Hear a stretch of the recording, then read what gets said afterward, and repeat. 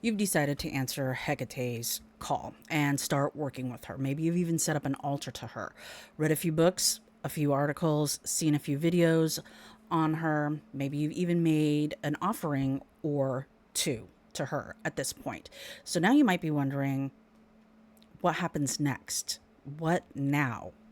And I am going to share with you my experience on how your relationship with Hecate can deepen and expand, and what that looks like and what that can feel like. If that's something you're interested in, stay tuned and we will get right on into it.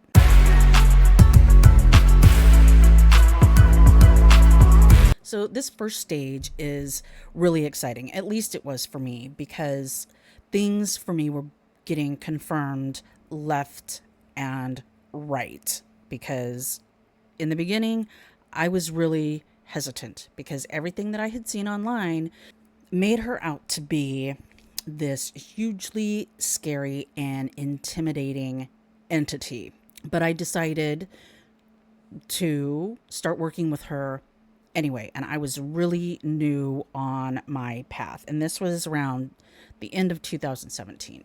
So I was asking for confirmation like constantly, and I was constantly getting the confirmation. When I finally accepted the fact that she had accepted me and that she actually was calling to me, there was a sense of relief and a sense of coming home. That is what I felt. I felt seen and I felt heard by her. And I felt love. Like, seriously, love. I mean, it may sound hokey or whatever, because there's a lot of videos out there and people making content that makes it seem like she is just so dark and harsh and scary. And she does have that side.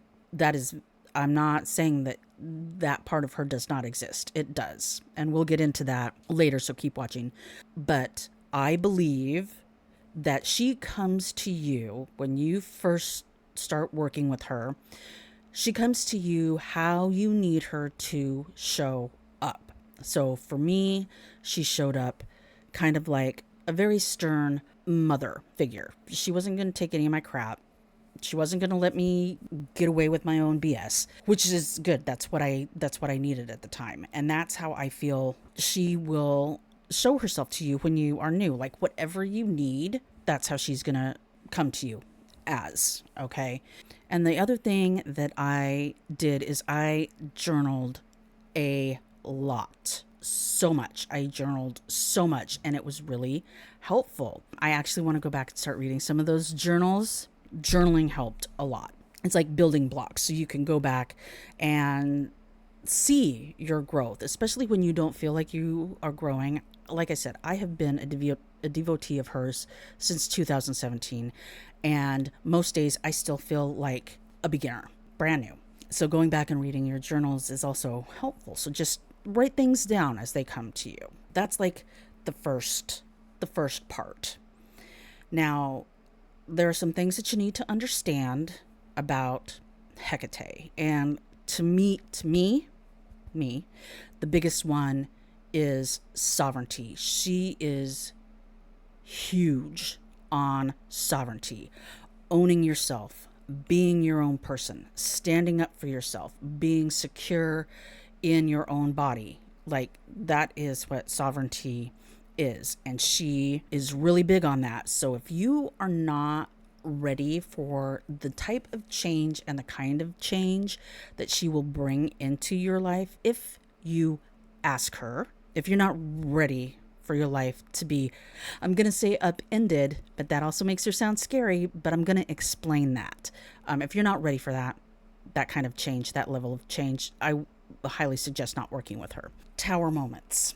Okay, when you get serious about doing the work and becoming sovereign, she will start moving things out of your life that keep you from embodying that, if that makes sense. That can be anything from relationships, housing, jobs. Ask me how I know these things. And it can be a really challenging time. But there is a caveat. It's necessary. If I had not gone through all of that, I would not be in the position that I am in today. I would not be making these videos. This is what I feel like I am called to do. This is what she has put on my heart to do. But all of those things had to be removed before I could get to this spot to where I can do this. And it's challenging, yes, but it's also necessary. So if you can remember that when she starts moving things around to get you to where you need to go to be sovereign and the best you, if you can keep in your mind that this is all for a purpose, and at the end of it, it's going to be, you will not recognize yourself or your life. Trust me, and trust the process. Like I mentioned in my very first video on Hecate, which I will link up here, I likened her to the Tower card and to Moldavite as far as moving energies in not such a subtle way. She's not subtle when you get serious and ask her to help you accomplish things. And I had mentioned just a little bit ago, sovereignty, and she will push you to take responsibility for yourself, to become sovereign individual. And this might look like making yourself a priority. That is big. And doing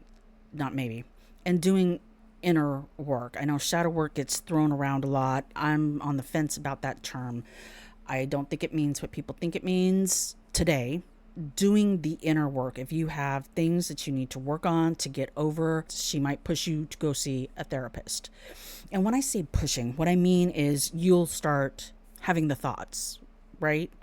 Like, oh, maybe I should go to therapy. Why is this triggering me? Maybe I should find a counselor and talk to somebody to help me incorporate whatever it is. She will push you to do that if that's what's necessary. The other thing that you will learn how to do is to say no when you didn't before.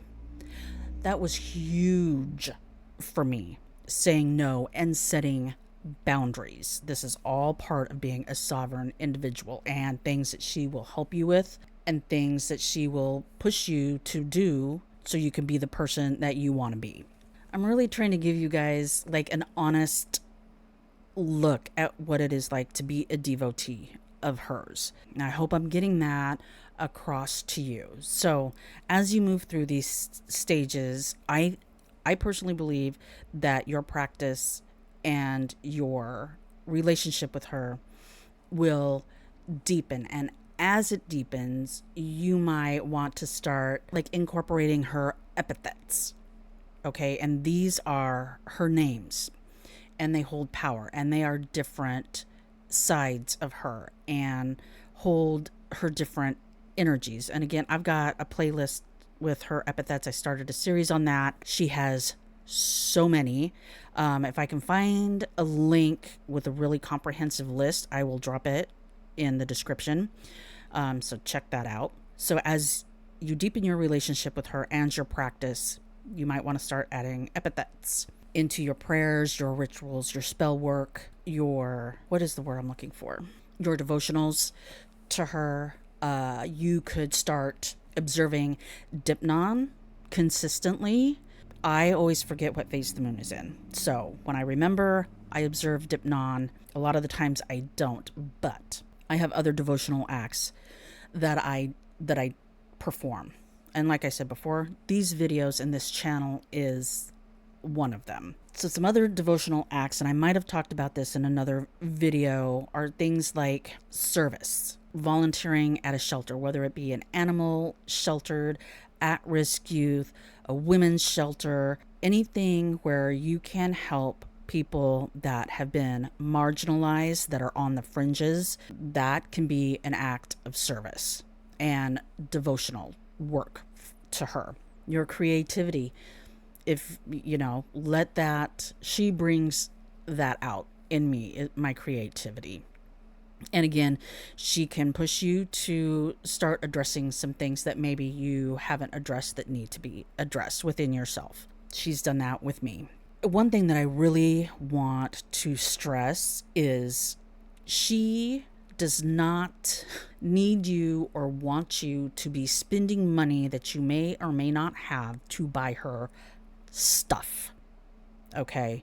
You can also give her things like your grief, your anger, your sadness. She is also known as the filth eater. Right now, I can't remember that epithet, but she is the filth eater. So she will take those things from you and unburden you, if you will. It's not about buying things for her. You don't have to go out and buy her a $30 candle. If you want to, go ahead. It's not necessary. If all you have is a tea light and you feel like you need to light a candle for her, use the tea light. Use a birthday cake candle if that's all you have and you feel the pull to light a candle for her. Use what you have on hand. It is not necessary for you to go and spend money for your practice and for your devotional work for her, to her. Things don't happen in a linear fashion, okay? Life is cyclical, right? So I can't tell you do 1, 2, 3, and this is the order that things need to be done, because that's not how life works. You need to listen to yourself, and you need to trust your intuition, and you need to have discernment, and she'll guide you where you need to go. That's really that's the gist of it. Just trust in yourself, and that is part of being sovereign and finding your sovereignty, is trusting yourself, trusting your intuition, trusting your discernment, listening to your gut. It's all very, very important and part of becoming a sovereign person. And the relationship will ebb and flow. Sometimes you will really, really feel her. Other times it might seem like she's ignoring you. That's normal. That's natural. And it's okay. It doesn't mean that you have been forsaken. But, just like every relationship, there are ebbs and flows. And especially as your relationship evolves and the further down the path you go, for me, things have gotten really messy. And I know that there was a video, I can't remember exactly what one, where I talk about the messy middle. That's another thing that I talk about a lot here on my channel, is the messy middle. And this is the part where you're a little caterpillar, but you're changing into a butterfly, but you're not yet a butterfly, and you're not a caterpillar. You are goo. You are just a liquefied glob of the messy middle, which is also a liminal space, and Hecate is the goddess and guardian of liminal spaces. If you guys want me to go deeper into some of the terms that I'm using, let me know in the comments below, and I can make some short videos on what liminal is and what it means and how she's the goddess of it and how that all works. So let me know if you want me to talk further about some of the terms I'm using. Again, drop them in the comments below. The messy middle is the goo. It's the liminal. And this is where things get stripped away that you don't need, that are holding you back from becoming the person that you want to be. And it is a necessary part of your journey. Yes, we're talking about Hecate. So that is the only frame of reference that I have, is she will take you through that, and you have to trust her. You have to trust the process. It is not comfortable. You will cry. You will rage. You will rail. You will wail. But it is necessary, and it's not gonna last a couple of days. That's the truth. Any real lasting change doesn't happen overnight. Seriously, folks, it does not happen overnight. I know we hear that, oh, I had an epiphany and everything in my life changed in that one moment. Well, maybe that was the spark that started you down a path that changed your life, but there was a whole bunch of crap that happened from when you got that spark to the finished project. And in that is the messy middle, and where that person was goo. So let's just be real and honest. It's a spiritual awakening, a dark night of the soul. Again, it's not just a night, it's not just a week, it's not just a month. And it happens in waves. So you will get some relief, things will feel a little bit different, and then boom, the next thing comes that shakes your whole world and rearranges things, and it's difficult and it's hard and it's uncomfortable, and it may even be painful, because maybe you need to let go of the person who you thought you were Think about that for a second. We all think we are, whatever thought we have in our head about ourselves. But maybe that is an image that you need to let go of. And that can be really hard, because then that is the real messy, sticky middle. That is where the real change takes place. Is, I'm going to say, reinventing yourself, but it's so much deeper than reinventing yourself. So I'm thinking, like, this is the part, this messy middle, these growth periods that are hard. I think this is where Hecate gets a bad rap. I think that is where all of this, she's scary and she will ruin your life, and she is a dark goddess, and blah, blah, blah, blah, blah, blah, blah, blah. I think it's this part that gives her that reputation, because people don't understand it. They don't like it, and they don't want to go through it, and they didn't understand what they were getting into when they asked her to help them fix their lives. That's my personal opinion. I could be wildly wrong, and I'm okay with that. But just based on my experience from 2017 until 2025, it's the end of the day. I came home from work. I can't do math. So however many years that has been my experience. And tower moments are never comfortable, but they are necessary.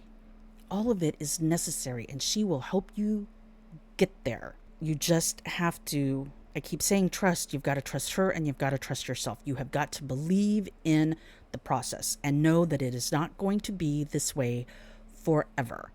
And just remain consistent, true to yourself, true to Hecate. And I know sometimes when you are going through the shit, it is hard to keep up with your practice, and that is 100% okay. Sometimes we only have so many spoons, okay? You've only got so much energy. Your battery can only stay full for so long before you need to recharge. It's okay. All of it is okay. I don't know why I feel like I want to get all emotional. And again, this is all normal. This is all part of the process. This is all part of her helping you become the person that you want to be. She will help you. You just need to be ready and understand fully that it's not going to be like a snap of the fingers and poof, everything's better. No, you have to do the work. You have to do the work. She's not Santa Claus. She's not just going to give it to you. You have to do the work. If you really want it, do the work. Yes, I repeated that a lot. That is really all I have today. I could go on and on and on, but I would just be repeating myself because I feel it so strongly. She has changed my life in the best ways possible. Yes, it's been hard. Am I still going through it? Yes, I am. Do I want to get out? Yes, I do. Is it time for me to get out? No, it's not. But I trust the process. I know what's coming. I can see it. I can feel it. I just have to take the steps needed to get there, and she helps me do that. She lights my path with her torches. She shows me the way. If there are doors in my way that needs to be unlocked, she has the key and will unlock that door, or she will give me the key I need to unlock the door. You just have to trust. So if you are new working with her, just know. And this is not something that happened to me within months. It's not like you start your devotion with her and working with her, and then all of a sudden she says, okay, it's been 2 months, it's time for me to upend your life. That's not what happens unless you ask for it and unless you're ready. This was a buildup for me. Like, things were slowly starting to change because I wasn't ready for big, huge life shifting changes. So it's been a buildup, which is why I said it happens in waves. And it's like more like a step, right? It's not something that happens immediately.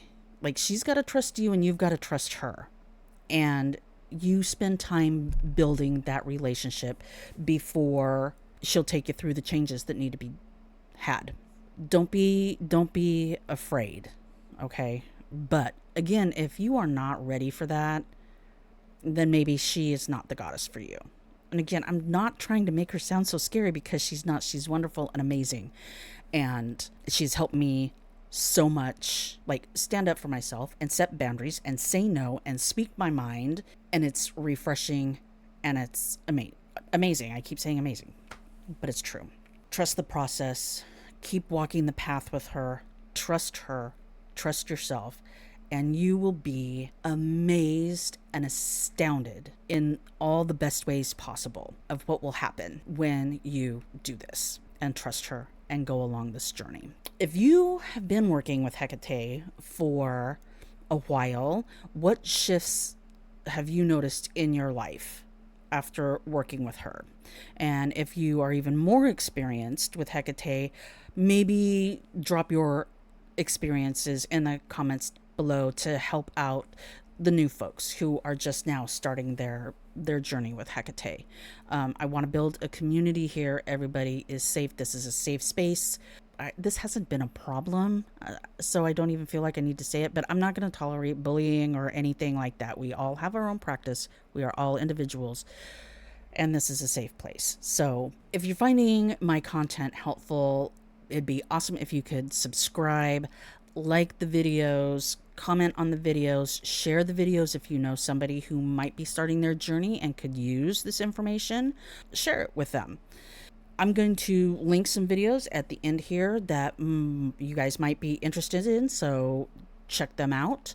There's going to be some links in the description below. I do have some free protection epithets. I've got 3 freebies for you guys. I'll drop those links in the comments below. And again, subscribe, you guys, because I'm cooking some big stuff that I think you guys might want to be a part of. Until next time, may Hecate's torches forever light your path, and stay safe out there.